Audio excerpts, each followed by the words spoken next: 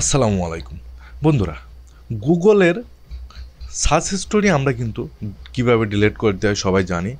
তো বন্ধুরা, এই গুগলের সার্চ হিস্টোরি ডিলিট করার পরেও কিন্তু মাই অ্যাক্টিভিটি বলে একটা অপশান আছে। এই আমরা যেগুলো ওয়েবসাইট ভিজিট করি সবগুলোর কিন্তু এই লিঙ্ক এই মাই অ্যাক্টিভিটির ভিতরে সেভ হয়ে থাকে। তো বন্ধুরা, এটা কিভাবে ডিলিট করবেন আজকের ভিডিওতে আমি সেটাই দেখাবো। তো চলুন বন্ধুরা, মোবাইল স্ক্রিনে গিয়ে সেটা দেখে নেই। বন্ধুরা, প্রথমে আমরা ক্রোম ব্রাউজারটা ওপেন করে নিলাম। নেওয়ার পরে এখান থেকে থ্রি ডট আইকনে একটা ট্যাপ করে দিব। দেওয়ার পরে এখানে সার্চ হিস্টোরি। তো এখান থেকে সার্চ হিস্টোরি আপনারা সবাই কিন্তু ডিলিট করতে পারেন, তারপরেও আমি আরেকবার দেখাই দিচ্ছি। তো এখানে অল টাইম দিয়ে দিলাম। দেওয়ার পরে আমি এখান থেকে ডিলিট দিয়ে দিলাম। তো এখান থেকে কিন্তু সব কিছু ডিলিট হয়ে যাবে। তো বন্ধুরা, দেখতে পাচ্ছেন এখান থেকে কিন্তু সব কিছু ডিলিট হয়ে গেছে।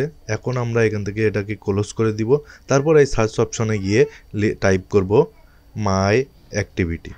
তো মাই অ্যাক্টিভিটি লিখে সার্চ করলেই এখানে কিন্তু একটা ওয়েবসাইট আপনাদের সামনে চলে আসবে। এটার উপরে একটা ট্যাপ করে দিবেন।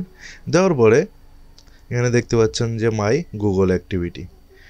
এখানে ডিলিট নামের একটা অপশান আছে, দেখতে পাবেন।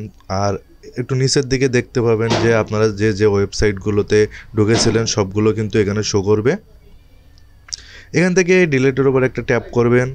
করার পরে এখানে অল টাইমের ওপরে ট্যাপ করে দিবেন। দেওয়ার পরে এখান থেকে নেক্সটে একটা ট্যাপ করে দিবেন।